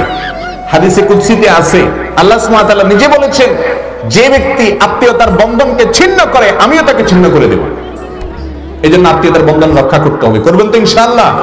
মা বাবার তৃতীয় হক হলো মাকে খুশি করার জন্য মামু, খালা, নানা নানি তাদের প্রতি সদাচরণ করবেন। কাকে খুশি করার জন্য? মাকে খুশি করার জন্য। বাবাকে খুশি করার জন্য চাচা, ফুফু, এদের হকগুলো আদায় করবেন, তাদের সাথে সম্পর্ক রাখবেন, ভাই বোনের সাথে সম্পর্ক রাখবেন, কারণ এটাও তাদের হক। মা বাবার হকের ভিতরে একটা হলো তাদের রক্ত সম্পর্কগুলোকে সুন্দর করে রক্ষা করা। আল্লাহ আমাদেরকে তৌফিক দান করুন। 5 নম্বর হলো তাদের জন্য দোয়া করা। মা বাবার জন্য কি করা ভাই? দোয়া করা। যদি মা বাবা বেঁচে থাকেন তবুও দোয়া করবেন, মারা গেলেও কি করবেন? দোয়া করবেন। আল্লাহ তাআলা আমাদের সবাইকে আমাদের মা বাবার হকগুলো আদায় করার তৌফিক দান করুন। মা বাবার হক নিয়ে বেশি কথা বলার দরকার আসলে নাই, কারণ এই ওয়াজ সব জায়গায় হয়, সবাই করে, উল্টাটা কম হয়। আমি একটু সে বিষয়ে কয়েকটা কথা বলতে চাই। উল্টা মানে সন্তানের উপরে যেরকম মা বাবার হক অধিকার আছে, আবার সন্তানের প্রতি মা বাবার কর্তব্য আছে না? মা বাবার যেরকম হক আছে সন্তানেরও হক আছে না? সহিহ মুসলিমে বর্ণিত হয়েছে, রাসূল করিম সাল্লাল্লাহু আলাইহি ওয়াসাল্লাম বলেছেন, ওয়া ইন্না লিওয়ালাদিকা আলাইকা হাক্কা, যারা বাবা হয়েছে, মা হয়েছে, তোমাদের সন্তানদের অধিকার বা হক তোমাদের উপরে আছে না নেই? আছে। বেশিরভাগ মা বাবারা, সন্তানরা তো আজকাল মা বাবার প্রতি সদাচরণ করেনি না, এটা তো আছেই, কিন্তু এর উল্টাটাও আছে, অর্থাৎ বেশিরভাগ মা বাবারা সন্তানের যথাযথ অধিকার আদায় করতে পারে না, জানেই না আদায় করবে কোত্থেকে। সন্তানের প্রতি মা বাবার যে সমস্ত কর্তব্য আছে, করণীয় আছে, মা বাবারা ভালো করে শুনে রাখেন। যারা এখনো মা বাবা হন নাই, ভবিষ্যতে হবেন, তারাও শুনে রাখেন। কিয়ামতের ময়দানে শুধুমাত্র সন্তানরা আসামির কাঠগড়ায় দাঁড়াবে না, মা বাবাও আসামির কাঠগড়ায় দাঁড়াইতে হতে পারে যদি সন্তানের হক আদায় না করে। সন্তানের 1 নম্বরের হক হলো সন্তান দুনিয়াতে আসার আগে থেকে তার জন্য একজন দিনদার মা নির্বাচন করা। সন্তানের জন্য কি নির্বাচন করা? একজন ভালো মা নির্বাচন করা। আপনার সন্তান যদি একজন মায়ের, ভালো মায়ের গর্ভে জন্মগ্রহণ করে, একজন ভালো মায়ের, দিনদার মায়ের হাতে প্রতিপালন হয়, সে ভালো মানুষ হিসাবে বড় হবে। ঠিক না ঠিক? আর যদি একজন খারাপ মায়ের হাতে সে বড় হয়, তাহলে সে চাইলেও, আপনি চাইলেও সে ভালো হওয়া কঠিন, খারাপের দিকে বেশি যাবে। ঠিক না ঠিক? এই জন্য মা বাবার জন্য ফরজ এবং কর্তব্য হলো সন্তানের হকের অংশ হিসাবে সন্তান দুনিয়াতে আসার আগে থেকে আল্লাহর কাছে একটা দোয়া করা। আল্লাহ তাআলা একটা দোয়া শিখিয়েছেন সূরা ফুরকানে 74 নম্বর আয়াতে, রব্বানা হাব লানা মিন আজওয়াজিনা ওয়া যুররিয়াতিনা কুররাতা আয়ুন ওয়াজআলনা লিল মুত্তাকিনা ইমামা। এই দোয়াটার অর্থ হলো, ও আমাদের রব, আমাদের সন্তান সন্ততি এবং পরিবার, এদের সবাইকে এত ভালো বানায় দেন যে আমাদের চোখ যেন জুড়ায় যায়, তাদেরকে দেখলে যেন আমাদের কি জুড়ায় যায়, চোখ জুড়ায় যায়। আল্লাহর দোয়াটা দেখেন, আল্লাহর শেখানো দোয়া এর চাইতে বেটার কোনো দোয়া হতে পারে না। আপনি যদি আল্লাহর কাছে দোয়া করেন, আল্লাহ আমাকে একজন সুন্দরী স্ত্রী মিলাইয়া দেন আল্লাহ, তো স্ত্রী সুন্দর হইলো, হয়তো দোয়া কবুল হয়ে গেল, কিন্তু সুন্দর স্ত্রী অমানুষ হইলো, হইতে পারে কি পারে না? আবার দোয়া করলেন, আল্লাহ আমাকে একজন সুন্দর স্ত্রী এবং একজন ভালো মানুষ যেন হয় স্ত্রী, সেটা তৌফিক দান করেন। আল্লাহ দুইটাই দিলেন, কিন্তু অন্য আরেক দিক থেকে ত্রুটি থাকতে পারে কি পারে না? এভাবে সন্তানের জন্য যত দোয়া করবেন ত্রুটি থাকতে পারে, কিন্তু এই দোয়াতে কোনো ত্রুটি নেই। আল্লাহ তাকে সব দিক থেকে এরকম পূর্ণাঙ্গ করে দেন যেন আমার চোখ জুড়ে যায়, নয়ন জুড়ে যায় তাকে দেখলে। ওয়াজআলনা লিল মুত্তাকিনা ইমামা, এবং আমাদের গোটা পরিবারকে আপনি মুত্তাকিদের ইমাম বানায় দেন।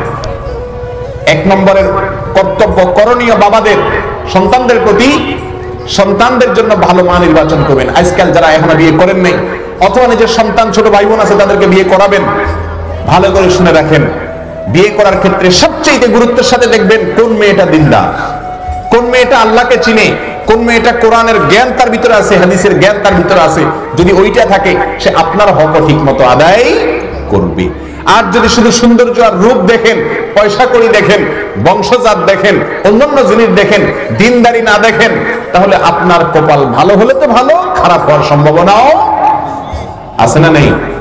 এই জন্য রাসূল কারীম সাল্লাল্লাহু আলাইহি ওয়াসাল্লাম বলেছেন, ফাসবার বিজাতিদ দ্বীন, বিয়ে করার সময় দিনদার পাত্রী এটাকে প্রাধান্য দিবা, অন্য সবকিছু গৌণ, সবচেয়ে গুরুত্বপূর্ণ ছেলে হোক মেয়ে হোক তার দিনদারি। এটা ২১ নম্বর বিষয়।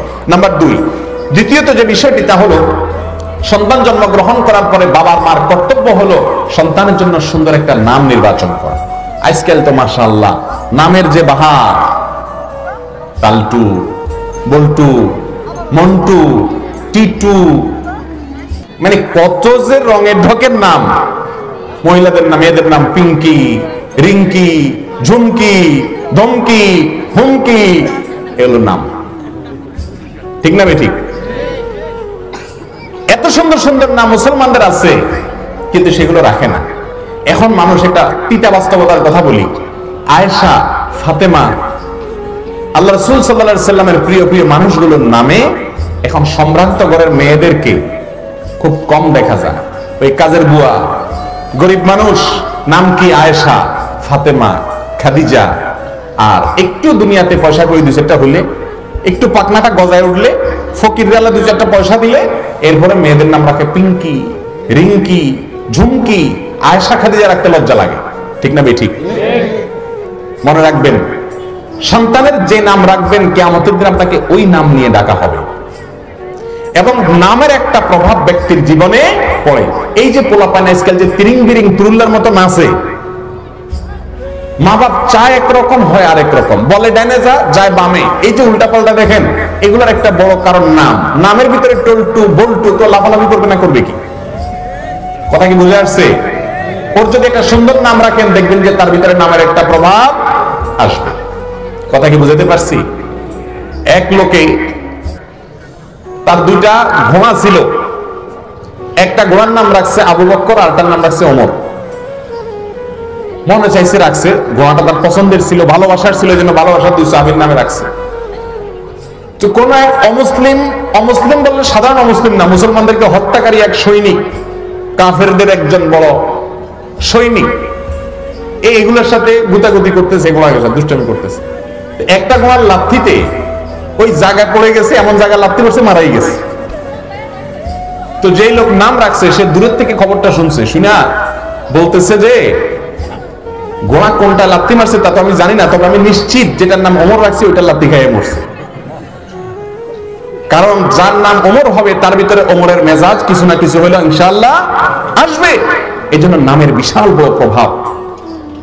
সবচেয়ে ছেলেদের জন্য উত্তম নাম হলো আব্দুল্লাহ, আব্দুর রহমান, আব্দুল্লাহ, আব্দুর রহমান। এখন এগুলা তো গরিব মানুষদের নাম, আমরা আব্দুল্লাহ, আব্দুর রহমান রাখতে চাই না। এখন এসে বলে হুজুর একটা আনকমন নাম দেন, বলে কি বলে না, হুজুর এমন একটা নাম দেন আনকমন, বিচ্ছু, ঠিক না বেটি? সবচেয়ে আনকমন নাম বিচ্ছু, এই জন্য এটা হয় বিচ্ছুর মতো। ওটা এমন এক চিজ হয়, ওই রকম দ্বিতীয় চিজ আর দুনিয়াতে নাই, ও নিজেও আনকমন হয়ে যায়। নামটা যেরকম আনকমন, ও চিজটাও কি হয়ে যায় আনকমন। কথা ঠিক না ঠিক?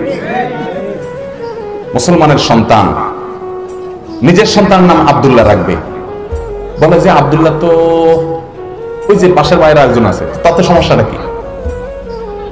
সে যদি ভালোটা দখল করে, পাশের বাইরে একজন বিল্ডিং করছে, আপনি করবেন না? দুনিয়ার কাজে তো তারটা আছে, আমারও হয়তো এটা বুঝেন, দিনের কাজে বলে যে আব্দুল্লাহ একজন রেখে ফেলছে, আমি রাখবো না, আমি টালটু রাখবো। এটা কি কোনো সুস্থ চিন্তা? অতএব মা বাবার কর্তব্য হলো সন্তান ভালো এমনি বাতাসে হয়ে যাবে না, জন্মের আগে থেকে দোয়া করতে হবে সিজদা করে, রব্বানা হাব লানা মিন আজওয়াজিনা ওয়া যুররিয়াতিনা কুররাতা আয়ুন ওয়াজআলনা লিল মুত্তাকিনা ইমামা। আল্লাহ আমাদের সন্তানদেরকে, আমাদের স্ত্রী, স্বামী এবং পরিবারের লোকদেরকে এমন ভালো বানায় দেন যেন আমরা তাদেরকে দেখলে আমাদের চোখ জুড়ায় যায়, চোখ জুড়ায় যায়। আপনি যদি দোয়া করেন আল্লাহ আমাকে এমন ছেলে দেন আল্লাহ যেই ছেলে অনেক বড় আলেম হয়, দোয়াটা ভালো না খারাপ? কিন্তু পূর্ণাঙ্গ দোয়া না এটা। বড় আলেম হইলো, বড় মানুষ হইলো, হতে পারে কি পারে না? আবার দোয়া করলেন আল্লাহ আমাকে এমন ছেলে দেন আল্লাহ, বড় আলেম হোক, বড় মানুষও হোক, ভালো মানুষও হোক, দুইটাই হলো আপনার দোয়া কবুল। তারপরও আপনার দুঃখ থাকতে পারে, ছেলে বড় আলেম হয়েছে, ভালো মানুষ হয়েছে, মাগার পয়সা করি নাই, কষ্টে থাকে, আপনার ভালো লাগবে? আবার দোয়া করলেন আল্লাহ ছেলেকে বড় আলেম বানায় দেন, ভালো মানুষ বানায় দেন, পয়সা করে দিয়ে দেন, তিনটাই আল্লাহ দিলেন, ছেলেটা পঙ্গু হইলো, ভালো লাগবে আপনার কাছে? দোয়া করলেন এরপরে চারোটায় পেয়ে গেলেন, ছেলেটা একটা অমানুষ বউ পাইছে, দুঃখে আছে, ভালো লাগবে আপনার কাছে? আপনি যত দোয়া করেন এক শব্দের ভিতরে আল্লাহর কাছে সব চাইতে পারবেন না। জন্য আল্লাহ নিজে শিখাই দিয়েছেন সূরা ফুরকানে, ও বাবারা যারা এখনো বিয়ে করো নাই, বাবা হবে ভবিষ্যতে, স্ত্রীর জন্য, স্বামীর জন্য, সন্তানের জন্য দোয়া করো, রব্বানা হাব লানা মিন আজওয়াজিনা ওয়া যুররিয়াতিনা কুররাতা আয়ুন। আল্লাহ এমন সন্তান আর এমন পরিবার দেন, ভালো আলেম আর ভালো মানুষ আর ভালো পয়সাওয়ালা এসব না, এক কথায় আল্লাহ এত ভালো চাই যে দেখলে আমার দিলটা জুড়ে যায়। দিল জুড়াইতে হইলে, চোখ জুড়াইতে হইলে সব দিক থেকে ভালো লাগবে না? এই জন্য আল্লাহ তাআলা দোয়া শিখেছেন, করবেন তো ইনশাআল্লাহ? সূরা ফুরকান আয়াত নম্বর কত বলছিলাম? চুপ। এই হলো ওয়াজ, এই হলো আমাদের দেশে ওয়াজের হাল। হুজুর চিল্লা মরে যান, আমরা কিছু শিখবো না। আপনি যদি আয়াত নম্বর না জানেন আপনি পড়বেন কেমনে জায়গা? আমি এখন বলে দিলাম, আপনার কি মনে থাকবে? পড়া লাগবে না? ওয়াজ শুনতে রাজি আছি হুজুর, এসব বেজাল্লা কথা বলেন না। ফজরের নামাজে জামাতে আসতে রাজি না, ওয়াজ শুনতে রাজি আছে, ঠিক না? ঠিক। সূরা ফুরকান আয়াত নম্বর ৭৪। কত নম্বর আয়াত? বাসায় কোরআন আছে না নাই? খোলা আয়াত নম্বর ৭৪ শেষে দোয়াটা মুখস্থ না পারেন, প্রতিদিন একবার দেখে দেখে পড়বেন, ইনশাআল্লাহ আল্লাহ তাআলা ছেলে এবং সন্তান, স্ত্রী, স্বামী, গোটা পরিবারকে আল্লাহ তাআলা মুত্তাকিদের ইমাম বানায় দিবেন ইনশাআল্লাহ। আল্লাহ আমাদের সবার পরিবারকে ভালো মানুষ বানায় দেয়। ৩ নম্বর সন্তানের যে অধিকার সেটা হলো জন্মের পরে, ২ নম্বর অধিকার হলো জন্মের পরে ভালো একটা নাম রাখা, আকিকা দেওয়া, খাতনা করা, তাহনিক করা। তাহনিক করা একটা আমল যেটা আমরা জানি না। আকিকা আলহামদুলিল্লাহ স্কেল দেয়, পয়সা করি আছে, দেয়, শুধু তা না, আকিকা দিয়ে আবার চান্দা আদায় করে। আপনাদের এলাকায় হয় চান্দা আদায় হয়? ভদ্র বেশে ডাকাতি, 2টা ডাকাতি আছে আল্লাহর জমিনে। কয়টা ডাকাতি? 2টা ডাকাতি। সুন্দর সুন্দর লেবাস ধরে ধরে আমরা করি। তার একটা হলো বিয়ের সময়, আর একটা হলো আকিকার সময়। সুন্দর করে একটা টেবিল চেয়ার নিয়ে একজন বসে গেইছে, আসার সময় বলে হাদিয়া কি দিয়ে যাচ্ছেন, থুয়া যান, নামটা লেখা যান, আছে না নেই?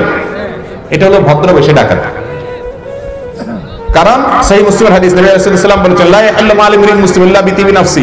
কোন মুসলমানের সম্পদ তার সন্তুষ্টি ছাড়া খাওয়ান জায়েজ নাই। এখন আজকাল এই বিয়ে, আকিকা এবং বিয়ের অনুষ্ঠানে যে দাওয়াত কার্ড দেয়, বেশিরভাগ মধ্যবিত্ত বা গরিব মানুষরা এই কার্ড পাইলে বড় কষ্ট পায়, ঠিক না ঠিক? কারণ এই কার্ড পাওয়া মানে কি? মানে বিরাট একটা লস। খাবো 500 টাকা, দিতে হবে 2000 টাকার হাদিয়া, ঠিক না ঠিক? আজকাল তো মানুষ আকিকার আগে ক্যালকুলেটর নিয়ে বসে যে ছাগল 2টার দাম কত পড়বে, ছেলে হয়েছে 2টা ছাগল জবাই করতে হবে আকিকা, আর খাবার টাবার সব মিলে ডেকোরেশন সহ কত পড়বে, আর আসতে পারে কত, ওই হিসাবে চিঠি দেয়, কারণ এটা ব্যবসা। তো যেই ছেলের আকিকাতে মানুষ হাদিয়া দেয়, উপরেও কম দেয়, বাধ্য হয়ে দাওয়াত দিচ্ছেন, না আসলে বলবেন হাদিয়ার ভয় আসে নাই, তাহলে সেই ছেলের জন্য মানুষগুলো দোয়া আসবে না, দোয়া আসবে। আকিকারের সুন্নাতটা এখন বহুবিধ অন্যায়ের একটা আখড়ায় পরিণত হয়েছে। তার ভিতরে একটা হলো এই অঘোষিত চাঁদাবাজি, আর আরেকটা হলো ঢোল তবলা বাজাইয়া, ব্যান্ড পার্টি আনাইয়া, গান বাজনা গাওয়াইয়া তারপরে আকিকার অনুষ্ঠান হয়। এই জন্য আকিকা আগের যুগে মা বাপরা এত দেওয়ার সুযোগ হয় না, তৌফিক আসিল না। কিন্তু সন্তানরা মা বাবার প্রতি সদাচরণ করত। আর এখন আকিকা দিচ্ছে, সবই দিচ্ছে, কিন্তু সন্তানরা আমার সদাচরণ করে না। কারণ হলো জীবনের শুরুতে আল্লাহ নাফরমানি দিয়ে শুরু, এই জন্য আল্লাহর রহমত আসে না, সেখানে আল্লাহর গজব আসে। ঠিক না বেঠিক? প্রিয় ভাইরা আমার, এই জন্য সন্তানের প্রতি এই কর্মগুলি খুব ভালো করে খেয়াল করতে হবে। একটা সুন্নাত দুনিয়া থেকে বিদায় নিয়ে গেছে, আমরা জানি না আমাদের দেশের মানুষের তাহনিক। তাহনিক কাকে বলা হয়? তাহনিক মানে হলো নবজাতক শিশুর মুখে কোন একজন আল্লাহওয়ালা, নেককার, ভালো একজন আলেম, আমলদার একজন বুজুর্গ খেজুর তার মুখে দিবেন, উনি মুখে চাবায়া দিবে, বাচ্চাটার মুখে হালকা একটু লাগাবেন ঠোঁটে, একটু গেলেই হলো, এটাকে তাহনিক বলা হয়। সাহাবা একরাম বাচ্চাদেরকে রাসূল আকরাম সাল্লাল্লাহু আলাইহি ওয়াসাল্লামের কাছে নিয়ে আসতেন তাহনিকের জন্য। আপনারা তাহনিকের কথা জানেন সবাই?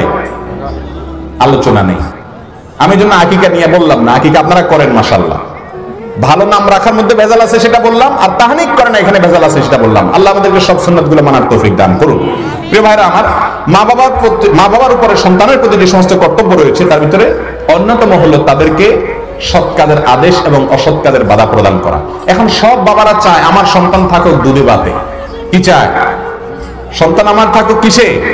দুধে ভাতে, নামাজ রোজা পড়ুক, এটা হইলে ভালো, না হলে আরো ভালো। বরং জোয়ান বয়সে পোলাপান যদি দায়ী রাখে, মা বাপ নিজেই বলে শেভ কর, শেভ কর, জঙ্গি বললে পুলিশ দৌড়াইব। ঠিক না বেঠিক? শেভ কর। বহু মা বাপ আছে সন্তান দিনের পথে চলতে চায়, বরং মা বাপ উল্টা বাধা হয়ে দাঁড়ায়। আছে না নেই? অনেক মা বাপ আছে নিজে ফজর নামাজে যাওয়ার সময় ছেলের গায়ে কম্বলটা দিয়ে ডাইকা ধুয়ে যায়। আছে না নেই? এই বাপ যদি, তার বিশ্বাস যদি থাকে, ইমান যদি থাকে যে ফজর নামাজ না পড়লে জাহান্নামে যাবে, তাহলে কম্বল দিয়ে মুড়ে দেওয়া মানে হলো সন্তানটাকে জাহান্নামে রেখে যাও। ঠিক না বেঠিক? যেই সন্তান, যেই বাবা মা তার সন্তানদেরকে দ্বীন দিবে না, আল্লাহর সঙ্গে পরিচয় করাবে না, কোরআন এবং হাদিসের শিক্ষা দিবে না, সেই শিক্ষায় শিক্ষিত করবে না, কোরআন এবং হাদিসের পথে পরিচালিত করবে না, আল্লাহ এবং তার রাসূলের সঙ্গে পরিচিত করাবে না, সেই সন্তান কখনো মা বাবার ফরমাবরদার, মা বাবার অনুগত, কাঙ্ক্ষিত অনুগত সন্তান হতে পারে না। কারণ সে জানেই না মা বাবার অধিকার। ঠিক না বেঠিক? এই জন্য ভাইরা আমার, তাদেরকে দ্বীন দিতে হবে। নবী আলাইহিস সালাম বলেছেন, কাফা বিল মারই ইসমান আন ইউযাইয়া মান ইয়াকুত।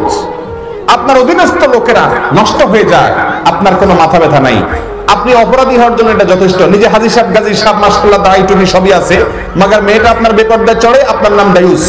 আপনার নাম কি? আমাদের দেশে অনেকে মহিলাদেরকে দায়ুস বলে। বিশ্বাস করেন মহিলারা দায়ুস না। আদ-দায়ুস আল্লাযী ইউকিরু ফি আহলিহি আল-খাবাস। আল্লাহ নবী বলেছেন দায়ুস হলো ওই পুরুষেরা, ওই মানুষেরা, পুরুষ বলে কথা, ওই মানুষেরা যারা তাদের পরিবারের সদস্যরা বেহায়াপনার সাথে চলে, অশ্লীলতার সাথে চলে, ছেলে মেয়েদেরকে ইফটিজিং করে বেড়ায়, মেয়ে বেপরদা চলে বেড়ায়, তার মাথা ঠান্ডা একেবারে বরফের মতো, তার মাথা গরম হয় না, সে তাদেরকে শাসন করে না, সে তাদেরকে এই জন্য প্রেসার দেয় না। এই লোকটার নাম হলো দায়ুস। আর অন্য হাদিসে আসছে আদ-দায়ুস লা ইয়াদখুলুল জান্নাহ, জান্নাতে দায়ুস কখনো প্রবেশ করবে? সিজদা দিতে দিতে কপালে দাগ ফেলে দিবেন, লাভ নাই। আপনার মেয়ে বেপরদা চলে, আপনার বউ বেপরদা চলে, আপনার বোন বেপরদা চলে, আপনার ছেলে ইফটিজিং করে, বদমাইশি করে বেড়ায়, আপনি একেবারে বোবার ভূমিকায় আছেন। লা ইয়াদখুলুল জান্নাতা দায়ুস, জান্নাতে কি হবে না? দায়ুস প্রবেশ করবে না। এইজন্য তাদেরকে দ্বীন দিতে হবে। আল্লাহ আমাদেরকে তৌফিক দান করুন। আরেকটা কর্তব্য হলো ভাই, ইনসাফ করতে হবে। সন্তানদের প্রতি কি করতে হবে? ভালোবাসার ক্ষেত্রে ইনসাফ সম্ভব না। এক সন্তানের প্রতি একটু মায়া বেশি হবে, আরেকটার প্রতি একটু মায়া কম হবে, এটা মানুষের নিয়ন্ত্রণে না। কিন্তু দানের ক্ষেত্রে ইনসাফ করতে হবে। বেশিরভাগ মা বাবারা এই অত্যাচার, অবিচারটা করেন সন্তানদের মধ্যে। দেওয়ার ক্ষেত্রে, সম্পত্তি হোক আর নিজের অন্য যে কোনো টাকা পয়সা হোক, এগুলো দেওয়ার ক্ষেত্রে মা বাপরা সাধারণত আইসকালকার, বেশিরভাগ মা বাপরা ইনসাফ করে না। একজন সাহাবী বশির ইবনে সাদ আল-আনসারী রাদিয়াল্লাহু তাআলা আনহু, তিনি এসে বলছেন, ইয়া রাসূলুল্লাহ, আমার ছেলে নোমানকে আমি একটা গোলাম দিছি, একটা সম্পদ দিছি। নবী রাসূলুল্লাহ সাল্লাল্লাহু আলাইহি ওয়াসাল্লাম বলেছেন, তোমার সব সন্তানদেরকে দিছো? বলে না ইয়া রাসূলুল্লাহ, দেই নাই। তিনি বলেছেন, যাও সবাইকে দিয়ে আসো। কারণ নবী আলাইহিস সালাম বলেছেন, ইত্তাকুল্লাহ ওয়া আদিলু বাইনা আওলাদিকুম, আল্লাহকে ভয় করো ও বাবারা, মায়েরা, সন্তানদের মধ্যে ইনসাফ করবা, কারোর প্রতি জুলুম করবা না। আজকাল বহুত বাপ মা আছে না, যেই সন্তানটার সাথে সম্পর্কটা ভালো, টপবর্ডি দিয়া ফুসলিয়া ফাসলিয়া বাপ মারে বুড়া বুড়ি খুশি রাখতে পারছে, জমিটা চুপে চুপে ওর নামে লিখে দেয়। আছে না নাই? কি বলেন? আছে না নাই? আপনি মনে করতেছেন আমি জমির মালিক, আমি যাকে ইচ্ছা তাকে দিব না। আপনার ঘরে যারা জন্মগ্রহণ করেছে তাদের প্রত্যেকের হক এবং হিস্সা কোরআনে ঠিক করা আছে না নাই? যদি দিতে হয় তাহলে সে হিস্সা অনুপাতে সবাইকে দিতে হবে, আর যদি না দেন তাহলে কাউকে দিবেন না। কথা কি বুঝাতে পারছি? অনেক মা বাবা জীবদ্দশায় সম্পত্তি বন্টন করে যেতে চান, কারণ তার আশঙ্কা হয় মৃত্যুর পর সন্তানরা যদি একে অন্যের প্রতি জুলুম করে। ভালো কথা, আপনি দিতে চান, জায়েজ আছে, কিন্তু দিতে হবে কি অনুযায়ী? কোরআনে যেভাবে হিস্সা বন্টন করা আছে সেভাবে দিবেন। বেশিরভাগ মা বাপেরা মেয়েদের হক আদায় করে না, মেয়েদেরকে ঠকায়। ঠিক না ভাই? ঠিক। মা বাপ তো দূরের কথা, ভাই বোনরাও সবাই ঠকায়। এই যুগে যে কয়েকটা ভুলের কারণে জান্নাতে যেতে মানুষ পারবে না, তার ভিতরে অন্যতম একটা বড় হলো মা বাবার প্রত্যেকটা সম্পত্তিতে ভাই বোনের হক, বিশেষ করে বোনদের হক আর ফুফুদের হক ম্যাক্সিমাম পুরুষরা আদায় করেন না। আমি যদি এখন বলি কয়জন বাপের পুত আছেন, মায়ের পুত আছেন, এখানে দাঁড়ায় বলতে পারবেন, হাত তুলে দেখাইতে পারবেন যে আমার বাবার প্রত্যেকটা সম্পত্তিতে যা বোনদের হক ছিল পাই পাই করে বুঝাই দিয়ে আসছি, আবার দাদার সম্পত্তিতে ফুফুদের হক যা পরিমাণ ছিল অন্যকে দিছে না দিছে জানি না, আমার ভাগের মধ্যে যতটুকু পাও না আমি বুঝাই দিয়ে আসছি। যদি আমি এখন বলি খুব কম সংখ্যক হাত উঠবে আমি জানি। বান্দার হকের ক্ষেত্রে গোপন কিছু বিষয় আছে যেগুলো আমরা খেয়াল করি না, তার ভিতরে এটা একটা। আল্লাহ তাআলা আমাদেরকে বুঝার তৌফিক দান করুন। প্রিয় ভাইরা আমার, মেয়েদেরকে অনেক বাপমা হক দিতে চায় না। কেন জানেন? বলে যে মেয়েদেরকে দিলে ওটা পরের বাড়িতে চলে যাবে, ওই সম্পত্তি নিয়ে জামার বাড়িতে চলে যাবে। আর ছেলেকে দিলে কোথায় থাকবে? নিজের বাড়িতে থাকবে। আল্লাহ কোরআনে বলেছেন এই জন্য এই সমস্ত ষড়যন্ত্র আমরা করব আল্লাহ জানেন। এই জন্য আল্লাহ বলেছেন লা তাদরুনা আইয়ুহুম আকরাবু লাকুম নাফা, ছেলে না মেয়ে কে তোমার বেশি কাজে আসবে তুমি জানো না। এই জন্য আল্লাহ যাকে যতটুকু দিতে বলছে তাতে ততটুকু দিয়ে দাও। মা বাবারা ভালো করে জেনে রাখবেন, কোন সন্তান আপনার বেশি খেদমত করে হতে পারে, কোন সন্তান কম খেদমত করে হতে পারে। সেজন্য কম খেদমতওয়ালাকে বঞ্চিত করবেন, বেশি খেদমতওয়ালার নামে তলে তলে জমি লিখে দিবেন, হারাম হবে। কথা বুঝে আসছে? পরিষ্কার হারাম হবে। এবং বান্দার হক নষ্টের দায়ে কিয়ামতের ময়দানে দাঁড়ায় থাকবেন, নামাজ রোজা কুলাবে না, বান্দার হক আদায় করে তারপর সামনে চলতে হবে। আল্লাহ আমাদের সবাইকে বুঝার তৌফিক দান করুন। মনে রাখবেন, আমাদের দেশে একটা কথা আছে এবং আইনেও আছে, সেটা হলো সন্তান ত্যায্য করা। আছে না নাই? সন্তানদের ত্যাগ করা যায় কি যায় না? ইসলাম বলে কোন সন্তান ত্যাগের সিস্টেম নাই। লা ইয়াহিল্লু লিমুসলিমিন আইয়াহজুরা আখাহু ফাওকা সালাসি আইয়াম। 3 দিনের বেশি কোন মুসলমানকে ত্যাগ করে, অবরোধ করে, সম্পর্ক ছিন্ন করে থাকা জায়েজ নাই। সেখানে মা বাবা এবং বাবা সন্তান এর তো রক্ত, আর রক্ত সম্পর্ক তো আল্লাহ নির্দেশ করেছেন আনতাসিলুল আরহাম, বন্ধনকে রক্ষা করতে হবে। সে যত খারাপ হোক সম্পর্ক ছিন্ন করার কোনো সুযোগ নাই। আপনার সন্তান আপনার খবর রাখে না, খেয়াল রাখে না, সেজন্য সে অপরাধী, আল্লাহর কাছে আসামি হবে। কিন্তু সম্পদ থেকে সন্তানকে বঞ্চিত করার অধিকার আপনার নাই। আপনার ঘরে জন্মগ্রহণ করার সঙ্গে সঙ্গে তার হক হয়ে গেছে, এটা মিরাসি হক, এটা কোরআন বর্ণনা করে দিয়েছে। এই হক যদি মেরে দেন কিয়ামতের ময়দানে কোন দাড়ি টুপি আর নামাজ রোজা কুলাবে না ওই ছেলের হক দেওয়া ছাড়া। ইয়াউমা ইয়াফিরুল মারউ মিন আখি ওয়া উম্মিহি ওয়া আবি ওয়া সাহিবাতিহি ওয়া বানি লিকুল্লি ইমরিইন মিনহুম ইয়াউমাইদিন শাআনুন ইয়াগনি। সেদিন সন্তান বাপ চিনবে না, বলবে যে আমার সম্পত্তির অধিকার তুমি দাও নাই বাবা, দিয়ে তারপরে সামনে আগাও। কেউ কাউকে সেদিন চিনবে না। আল্লাহ তাআলা আমাদের সবাইকে সবার হকগুলো আদায় করার তৌফিক দান করুন। প্রিয় ভাইরা আমার, অতএব সন্তানদের মধ্যে বৈষম্য করা যাবে না এবং আল্লাহর ফয়সালায় সন্তুষ্ট থাকতে হবে। অনেক মা বাপ আছেন সন্তানদের প্রতি একটা অবিচার করেন, তা হলো ছেলে হইলে মাশাআল্লাহ খুব খুশি হয়ে যান, মেয়ে হইলে মুখটা নারাজ হয়ে যায়। আছে না নাই? জাহিলি যুগের কাজ। জাহিলি যুগের 7-8টা কাজ আছে যেগুলো এখনো আছে, তার ভিতরে একটা হলো এটা। জাহিলি যুগের মানুষ সম্পর্কে আল্লাহ বলেছেন ওয়া ইযা বুশিরা আহাদুহুম বিল উনসা যাল্লা ওয়াজহুহু মুসওয়াদ্দান ওয়া হুয়া কাযীব ইয়াতাওয়ারা মিনাল কওম। সে যুগে কাউকে যদি বলা হতো তোমার মেয়ে হইছে, তো মন খারাপ করতো, মন খারাপ করে মানুষের কাছে বলতে চাইতো না, মুখ লুকানোর চেষ্টা করতো, কারণ মেয়ে হইছে এটা কোনো বলার কিছু হয় নাই। ছেলে হইছে বললে খুশি হয়ে যেত। জাহিলি যুগের মানুষ। এখন এইরকম লোক আছে না নাই? আমার এক মুসল্লি একবার, গত 2001 বা 2 সালের কথা, আমার মসজিদের সেক্রেটারি সাহেব ছিলেন, উনি মারা গেছেন, আল্লাহ তাআলা বেচারাকে জান্নাতুল ফেরদাউস নসিব করে। ভালো মানুষ ছিলেন, নেক মানুষ ছিলেন আমি যতটুকু জানি। তো ওনার মেয়ের ঘরে এবং ছেলের ঘরে, একটা ছেলে একটা মেয়ে, এই দোনোটার ঘরে যত সন্তান হয়েছে সবগুলা শুধু নাতি হয় না, 7টা না 8টা হয়েছে, দোনোজনে মিলে সবগুলা মেয়ে, ছেলে একটাও হয় না। তো একবার সন্তান সম্ভব ছিল ওনার মেয়ে। মসজিদে আমি রমজান মাস জিজ্ঞেস করলাম, হাজী সাহেব কোনো খবর আছে নি? কহ আছে। আমি বললাম কি ব্যাপার, মুখ এত খারাপ কেন, মনটা এত খারাপ কেন? বলে যে 8ম নাতনি হয়েছে আমার। খুব মুখটা কালো করে বলতেছে 8ম নাতনি হয়েছে। তাই বললাম তো সমস্যাটা কি, আপনার মন খারাপ কেন? আপনি বুড়া মানুষ, 2 দিন পরে কবরে চলে যাবেন। বলতেছে বুঝেন না, একটু বংশে চেরাগ দেওয়ার ব্যাপার স্যাপার আছে না। ছেলে হলে একটু বংশে কি দিত? চেরাগ দিত। আপনি চিন্তা করেন, আপনি মইরা কবরে শুটকি হইবেন, আপনার বংশে কি চেরাক জ্বললো না হেজাক লাইট জ্বললো, এটা আপনার জানার কোনো দরকার আছে? এর নাম হলো আজায় রাখা। মেয়েদের যে ফজিলত, ওলামায়ে কেরাম এখানে আছেন, তাদের কাছে জিজ্ঞাসা করে নিতে পারেন। কোরআনে আল্লাহ তাআলা পুরুষদের নামে কোন সূরা নাযিল করছেন? কথা বলেন, কোন সূরা আছে? মেয়েদের নামে সূরা আছে, সূরা নিসা আছে না নাই? শুধু কি তাই? ইমাম মালিক রাহিমাহুল্লাহ বলেছেন আল আম্বিয়া ওয়া আবুল বানাত, নবীরা সব মেয়েদের বাপ। নবীরা সব কাদের বাপ? শুআয়ব আলাইহিস সালামের মেয়েদের গল্প দেখবেন। আমাদের নবী সাল্লাল্লাহু আলাইহি সাল্লামকে ছেলেদেরও আছে, ছেলেও আছে, কিন্তু বেশিরভাগ নবীদেরকে আল্লাহ কি দিয়েছেন? মেয়ে সন্তান দিয়েছেন। আল্লামা আলুসি আল বাগদাদি রাহিমাহুল্লাহ তাফসিরে রুহুল মাআনিতে একটা হাদিস এনেছেন, যদি হাদিসের সনদ নিয়ে কথা আছে, কালাম আছে। মিন ইয়ামিল মারআতি তাবকিরুহা বিল উনসা, কোন মহিলার প্রথম সন্তান কন্যা হলে বুঝতে হবে এটা বরকত না। আবার ছেলে হলে যে আপনার খারাপ, সেটা উল্টাটা বুঝবেন না। যাই হোক, যদি কারোর দুইটা সন্তান থাকে মেয়ে, এদেরকে ভালো করে প্রতিপালন করে, দিনের শিক্ষা দান করে, তার জন্য জান্নাতের গ্যারান্টি হয়ে যায়। কিন্তু কোন হাদিসে পাই নাই আজ পর্যন্ত যে 1 ডজন 12টা ছেলে হইছে, সবগুলারে সুন্দর করে লালন পালন করছেন, আদর যত্ন করছেন, ভালো মানুষ করছেন, আপনার জন্য জান্নাত তো দূরের কথা, জান্নাতের বারান্দায় যাওয়ার কোনো গ্যারান্টি আছে? এরকম কোন হাদিস? তাহলে যারা মেয়ে হলে মন খারাপ করে, এরা কি মুসলমান হতে পারে?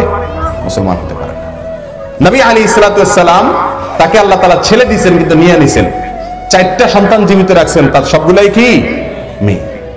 অতএব মেয়ের বাবারা খুশি হন, আর ছেলের বাবারা চিন্তা করেন যে যাক, ছেলে তো হয়েছে, ছেলেকে যদি আলেম বানান তাহলে ইনশাআল্লাহ আপনারাও লাভবান হবেন। আল্লাহ আমাদের সবাইকে সন্তানদের সমস্ত হক আদায় করার তৌফিক দান করুন, এবং মা বাবাদের প্রতি যে কর্তব্য সেগুলো আদায় করার তৌফিক দান করুন। আমি অনেক দীর্ঘ সময় কথা বলে ফেলেছি, আলহামদুলিল্লাহ। পরবর্তী মেহমান চলে আসছেন। খুচরা এবং ভাঙা কিছু কথা আমি বলেছি, গোছানো কথা আমি বলতে পারি নাই। রব্বুল আলামিনের কাছে দোয়া করি, আল্লাহ তাআলা এই প্রোগ্রামকে কামিয়াব করার জন্য যারা যেভাবে পরিশ্রম করেছেন, অর্থ দিয়েছেন, কষ্ট করেছেন, আমি জানি এলাকার যুবক ভাইয়েরা অক্লান্ত পরিশ্রম করেছেন। মধ্যরাতে আল্লাহ সুবহানাহু ওয়া তাআলার কাছে ফরিয়াদ করি, আল্লাহ তাআলা তাদের সবাইকে এর জন্য সর্বোত্তম বিনিময় দান করুন, আমিন। আপনারা কষ্ট করে এসেছেন, বসেছেন, শুনেছেন, ওলামায়ে কেরাম মেহনত করেছেন, আপনাদের সবাইকে আল্লাহ তাআলা সর্বোত্তম বিনিময় দান করুন, আমিন। এখানে যে মাদ্রাসাটি আছে, এলাকাতে আরো একটি মাদ্রাসা আছে, আর অনেক মাদ্রাসা আছে, আমি জানি। এই সমস্ত মাদ্রাসাগুলো থেকে দেশ বাসা বড় বড় আলেমে দ্বীন, দাঈ ইলাল্লাহ তৈরি হয় যেন হয়, আল্লাহ সেই তৌফিক দান করুন, আমিন।